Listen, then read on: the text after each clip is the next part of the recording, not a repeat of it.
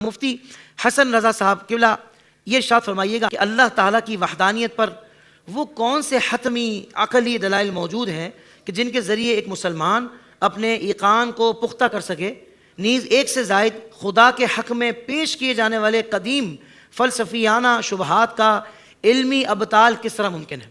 بہت خوب آپ نے موضوع کا انتخاب کیا ہے کہ عقیدہ توحید، کیونکہ ہمارے ہاں یہ بھی بات ایک خیال پیدا ہو رہا ہے کہ شاید ہمارے ہاں ہم توحید ڈسکس نہیں کرتے، حالانکہ اگر دیکھا جائے تو لفظ توحید جو اصطلاح ہے، ٹرم ہے، یہ بھی ہمارے بزرگوں کی دی ہوئی ہے۔ یہ لفظ توحید ہے، یہ بھی ہمارے اولیاء کرام کا عطا کیا ہوا ہے، اللہ صوفیاء کرام۔ اللہ اکبر۔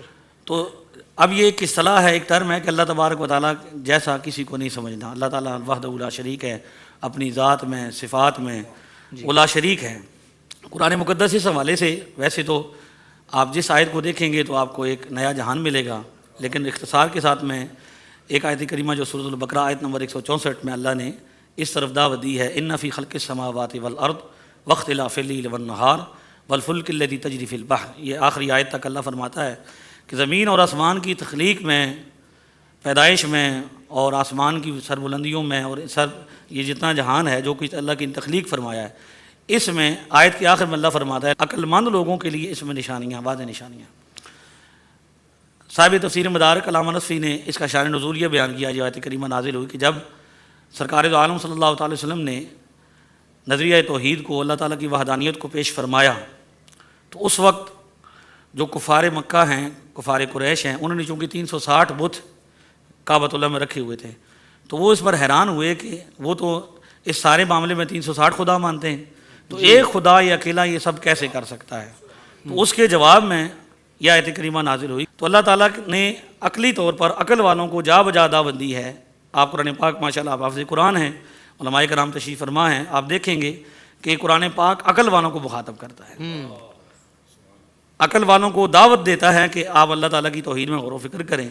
تو قرآن مقدس میں اس مقام پر، ایک اور مقام پر بھی آیت موجود ہے، یہاں اس مقام پر دعوت دی گئی ہے کہ یہ زمین و آسمان کا جو نظم ہے، جو اس کی تخلیق ہے، صبح و شام بالکل سورج اپنے وقت پر غروب ہوتا ہے، نکلتا ہے، چاند سے رات آ جا رہے ہیں، اتنے بھاری بھرکم جہاز پانی میں تیر رہے ہیں، یہ سب اللہ کی وحدانیت اور اس کی وجود پر دلالت کر رہا ہے۔ تو اگر انسان غور و فکر کرے تو بغیر کسی بنانے والے کے یہ اتنا نظام کیسے چل سکتا ہے؟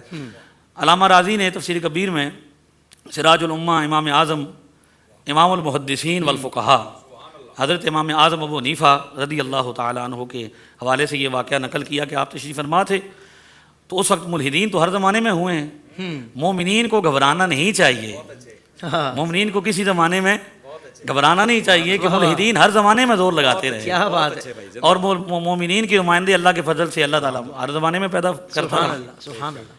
تو امام اعظم حنیفہ رضی اللہ تعالیٰ عنہ تشریف فرما تھے، ملحدین کا گروہ آیا تلواریں لے کر، بڑا ان کا لشکر جرار تھا، اور وہ کہتے تھے بابے تو شے کوئی نہیں، کیا بات یہ بابوں کو کیا پتا ہے؟ تو چنانچہ وہ آئے، سب سے بڑے باب ابو حنیفہ وچ امامہ اعظم افضل اول، پھر مالک تھے، پھر شافی، پھر احمد بن حنبل، آنکھیں کاری ترتیب ایویں ہے، انا چاراں امامہ جیویں ترتیب فضیلت ہے 14 11 کے 12۔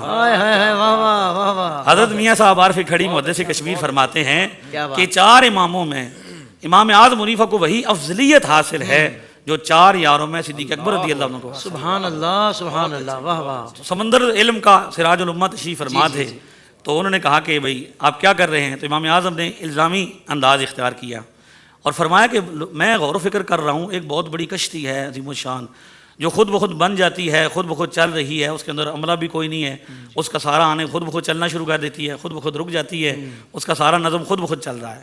تو میں ایسی کشتی کے بارے میں غور و فکر کر رہا ہوں کہ کچھ لوگ کہتے ہیں کہ ایسی بھی کشتی ہے۔ تو ملحدین کا جو بڑا تھا اس نے کہا کہ آپ اتنے بڑے امام ہیں، آپ سے یہ بات مجھے سمجھ نہیں آ رہی کہ آپ جیسا شخص یہ بات کر سکتا ہے کہ ایک کشتی کا نظام بغیر چلانے والے کے کیسے چل سکتا ہے؟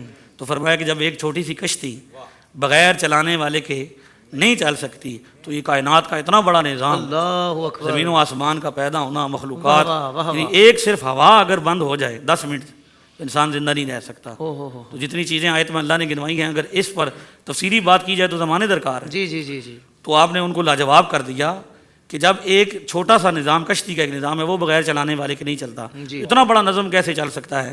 علامہ راضی نے تفسیر کبیر میں، چونکہ آپ ماشاء اللہ حضرت کے صاحب جانتے ہیں کہ امام راضی جو ہیں وہ فلسفے اور منطق کے بھی شہنشاہ ہیں، تو انہوں نے بڑے زبردست انداز سے اس کو سمجھایا.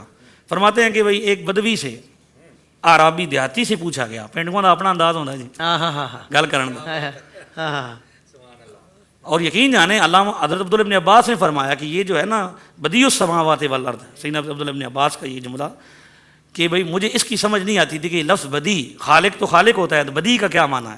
تو کہتے ہیں یہ مجھے دو دیہاتیوں کے جھگڑے سے سمجھ آیا. اچھا، کہ وہ اپنے کنویں کے معاملے میں جھگڑ رہے تھے کہ ایک کہتا تھا میرا ہے، دوسرا کہتا ہے میرا ہے، مجھ سے وہ فیصلہ کروانے کی جائے تو ایک نے لفظ استعمال کیا انا الذی ابدع ھذا البیر، میں وہ ہوں کہ جس نے اس کو بغیر نقشے کے ابتدا سے بنایا ہے. جی. تو کہتے ہیں دو دیہاتیوں کے جھگڑوں سے مجھے یہ جھگڑے سے سمجھ آیا اللہ کہ بدیع وہ ہوتا ہے جو بغیر نقشے کے، بغیر کسی سابقہ مثال سے کسی چیز کو تخلیق کیا بات ہے، واہ واہ واہ، خالق اور بدیع میں یہ فرق ہوا. کیا بات ہے. تو فرمایا کہ بھئی بدوی سے کسی نے پوچھا، دیہاتی سے، کہ یہ جو تخلیق ہے آسمان زمین کی، جو لوگ خدا کے وجود کا انکار کرتے ہیں، آپ اس بارے میں کیا کہتے ہیں؟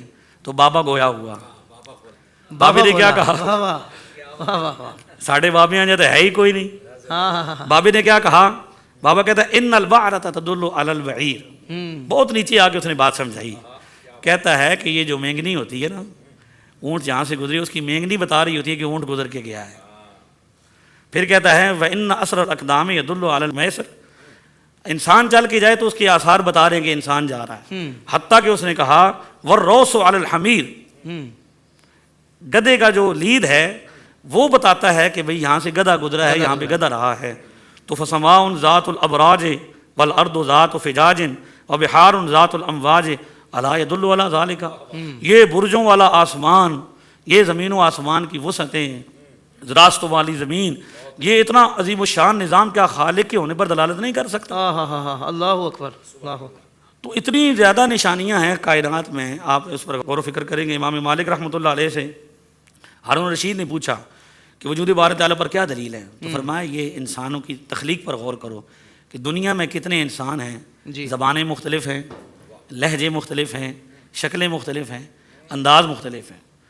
ابھی میں حرم شریف گیا، آپ جاتے رہتے ہیں، آپ وہاں دیکھیں گے کہ آپ کو ہر زبان کا مدعا ملے گا. تو یہ اتنا عظیم الشان نظام کہ اللہ تعالیٰ نے پیدا کیا، یہ بھی وجود باری تعالیٰ پر دلالت کرتا ہے. ہر امام نے اپنے انداز سے سمجھایا. امام شافعی سے پوچھا گیا جی، تو آپ نے فرمایا شہتوت کے پتوں سے سیکھو. ایک درخت ہے شہتوت، جس کے پتے ریشم کا کیڑا بھی کھاتا ہے، شہد کی مکھی بھی کھاتی ہے، بکریاں بھی کھاتی ہیں اور بیل بھی کھاتے ہیں. چیز ایک ہی ہے، ذائقہ بھی ایک جیسا ہے اور شکل بھی ایک جیسی ہے، لیکن ریشم کا کیڑا کھاتا ہے تو کیا کہتا ہے؟ ریشم دیتا ہے. شہد کی مکھی کھاتی ہے تو شہد دیتا ہے. جانور کھاتے ہیں تو گوبر نکلتا ہے. کون ہے وہ جو ایک ہی پتے کی مختلف شکلوں میں دے؟ اللہ اکبر، واہ واہ واہ. کائنات کا ایک ایک ذرہ اس کے خالق ہونے پر دلالت کرتا ہے. سبحان اللہ، لآیات لأولی الألباب. واہ واہ موسیٰ، واہ سبحان اللہ، کیا کہنے. زندگی کے تمام شعبوں میں دینی رہنمائی حاصل کرنے اور آخرت کو بہتر کرنے کے لیے ہمارے YouTube channel Islamic digital studio کو سبسکرائب کر لیں اور بیل آئیکن بھی پریس کر لیں. قرآن سے بھی ملاتا ہے